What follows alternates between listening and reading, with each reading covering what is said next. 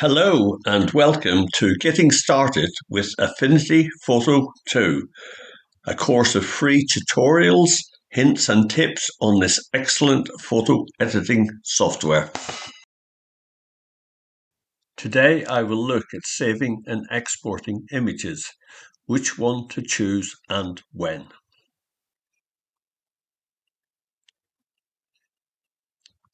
Here I have a shot taken of some cottages in Staithes in northern England. I've taken my raw file. I've done some basic editing in layers. You can see I've added a vignette. I've done high pass and on short mask, and I've made some levels adjustment. I'm relatively happy with the results, but I'm going to take a break from it, and I may well return to this to make further editing changes in the future. So the question is, how do I save this for future use? That obviously depends on whether I am going to come back and edit it again, but it also depends on what the end result is intended for. Am I going to make a high quality print from it?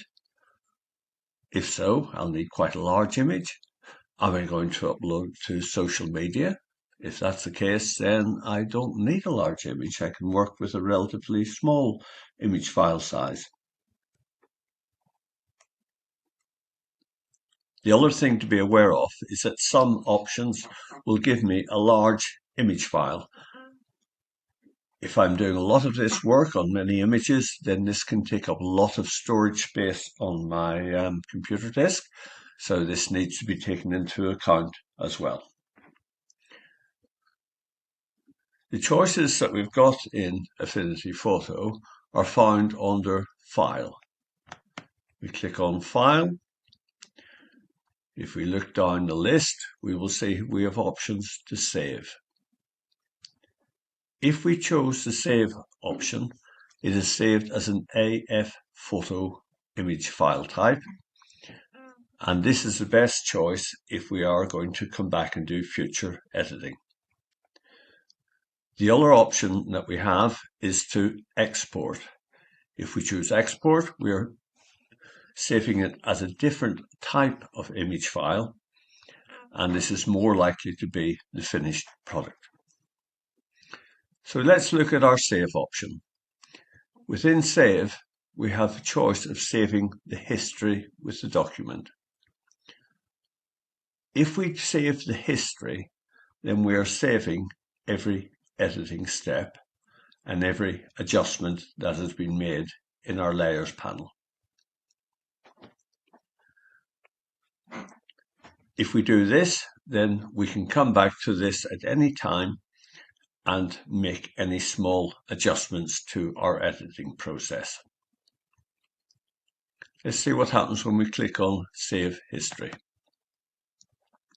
Immediately we get a panel that advises us that if we enable Save with History, it means that anyone who receives this document will be able to see everything we did to create it.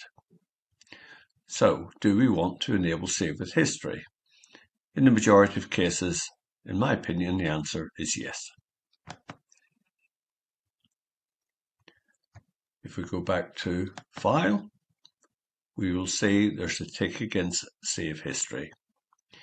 If we are saving this for the first time, then we will want to allocate a folder for it and a name. So if we click Save As, we can see the file type is Affinity file, which is often referred to as afphoto file type. We give it a name. In this case, we will name it History. Once we've done that, we click on Save. Oh, and of course we check the folder that it's going into. So we click on Save, and the job is done. Takes a few seconds to do, but that's it. We look again at File. If we make further changes, then we will want to save it again, but this time we would click on Save rather than Save As. Let's see what happens if we chose not to save the history. So let's untick Save History. Let's save another copy of this without all of the history. We've gone back to the same folder, which has saved our history file. This one we will call No History. As before, it's an Affinity file. So let's save that. If we look into the folder, we can now see that we have three files. We have our original raw image, we have our history saved, we have our no history saved. Let's just change the view type on this to content. Content will also show us the size of the files. The original raw file, 55.7, the history and no history, both the same at 156. So it has saved the editing steps, and because of that, we've got a much larger file.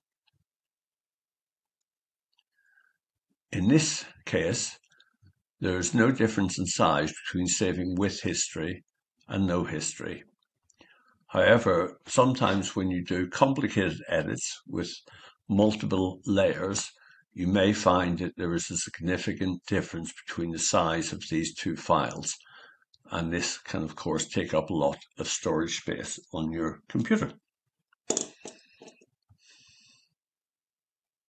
So we'll come out of this folder and we'll now look at what to do if we want to save this as a different file type, especially if we've finished the editing or if it's unlikely that we'll be coming back to make future edits. This time, if we go to File again, and we go to Export.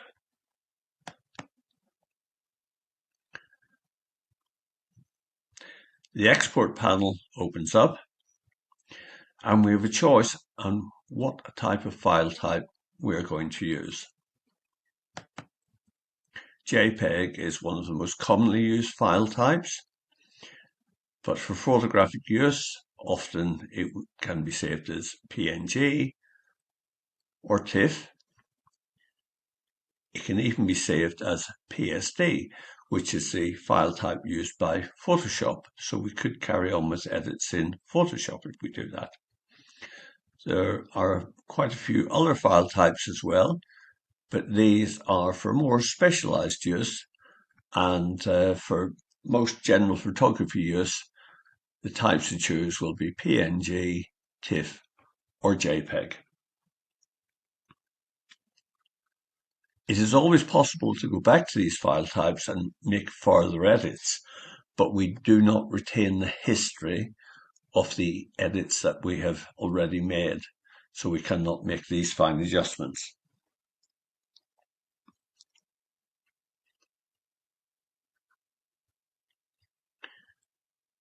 If we consider these three file types, we also need to consider the quality of the file that we are saving.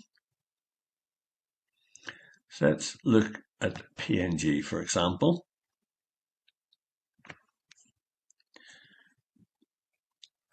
It's calculating the estimated file size. This takes a few seconds depending on the speed of your processor. And we have a result of 123 megabytes. So quite a large file.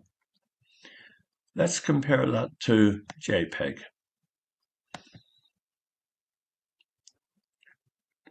So under the JPEG option,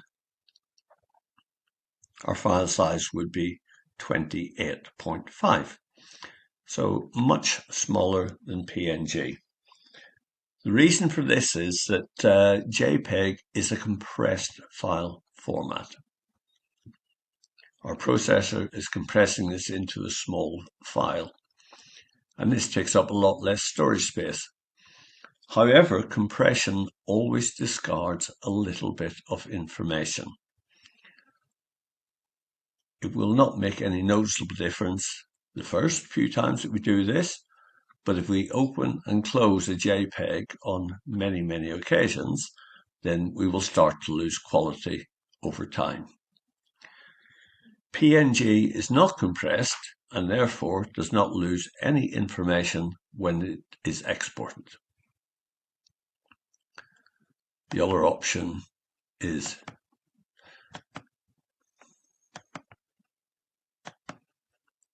TIFF.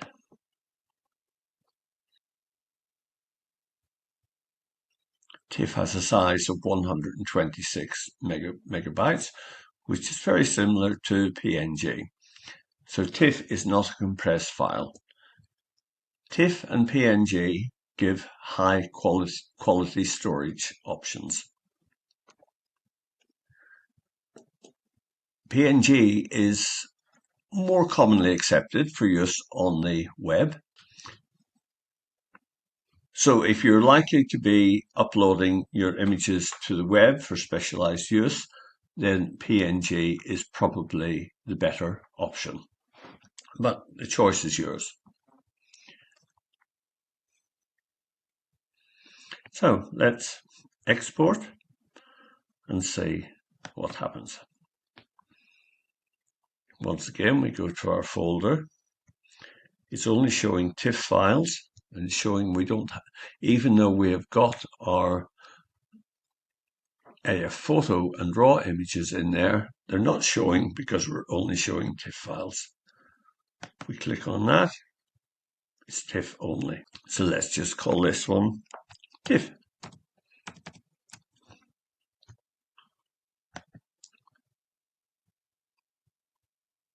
So you can see it is now exporting this as a TIFF file. For comparison, we will do an export as a PNG file.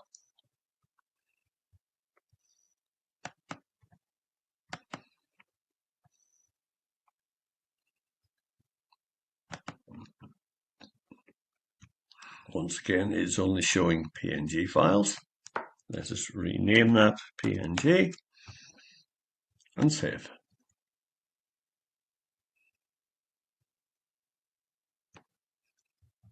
And finally, we will do the same and export as JPEG.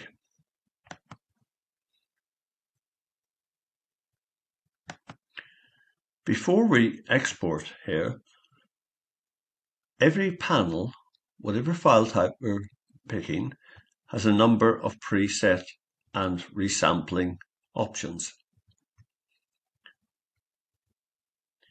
So we can export as best quality, high quality, etc.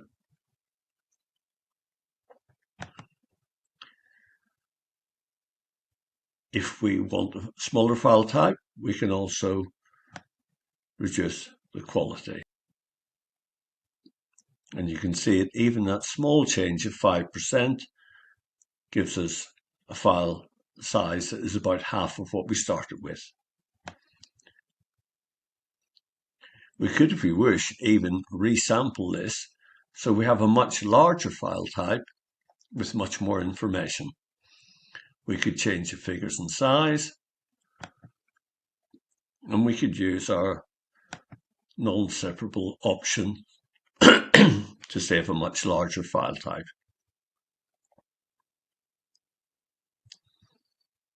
It is more likely I would resample or resize using options on the document. But the choice is there. So we've got our original size of 28.5 for JPEG, and let's export that.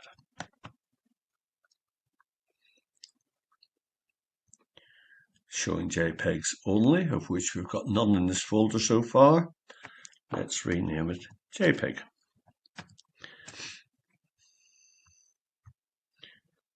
and save. So if we go back to our folder and look at the comparison of what we've saved.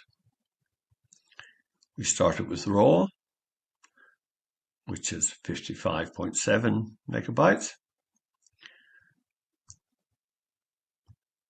We saved with history and without history, both with a large file size, but the history retains all the editing steps that can be changed again in the future.